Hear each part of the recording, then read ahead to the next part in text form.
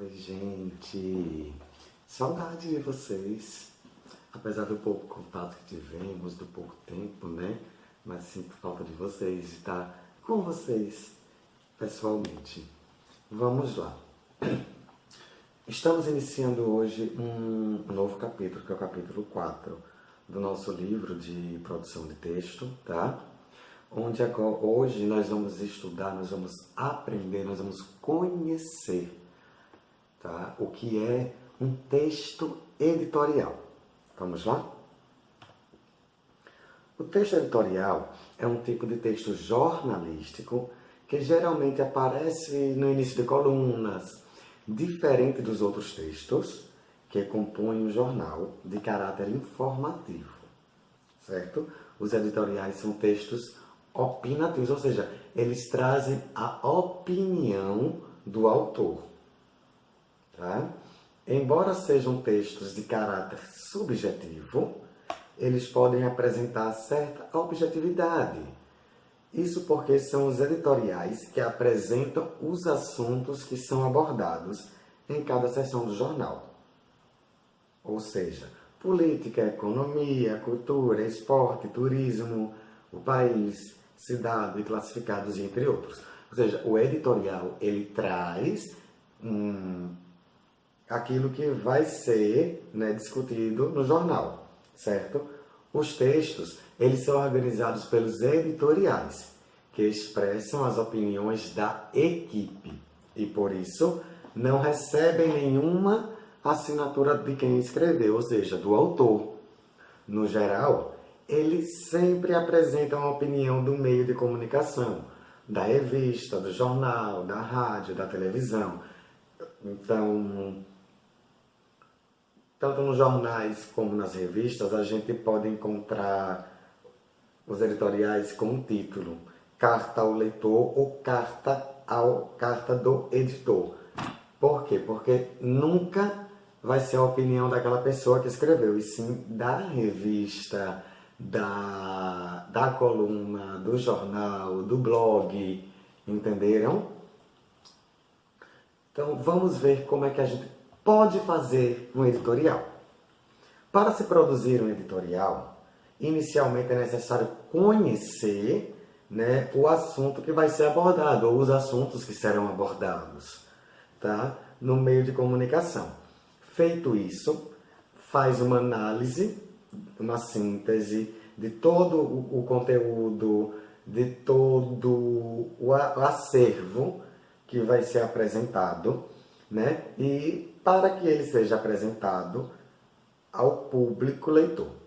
Embora apresente uma estrutura básica do texto dissertativo, ele pode não seguir o padrão. Ele tem a sua estrutura formada, mas ele não precisa, ele pode não seguir essa estrutura que é formada, tá? A estrutura. Vamos conhecer um pouco da estrutura. Por ser um texto dissertativo ou argumentativo, ou seja, é uma dissertação onde traz um argumento, o argumento pessoal, nesse caso fica impessoal porque é a opinião da revista, do jornal, da emissora de rádio ou TV, né? Os editoriais apresentam uma estrutura básica que são divididas em 3 partes. E essas são as 3 partes principais: a introdução, o desenvolvimento e a conclusão, tá? A introdução é a exposição do assunto, ou seja, a gente vai expor, a gente vai identificar, a gente vai mostrar ao nosso leitor, né, qual é o tema, qual é o assunto que vai ser tratado no decorrer da leitura. Tá? O desenvolvimento é o momento em que a argumentação do escritor será a principal ferramenta, ou seja, a argumentação sobre o determinado tema será a principal ferramenta para o conhecimento do leitor sobre determinado tema, tá? E a conclusão, que é a finalização do texto, com a opinião do autor ou da equipe. Veja bem, a opinião ela não pode ser escrita em primeira pessoa. O texto todo, na realidade, não pode ser escrito em primeira pessoa. Tem sempre que ser escrito em em terceira pessoa do singular ou do plural, mas nunca em primeira pessoa, tá?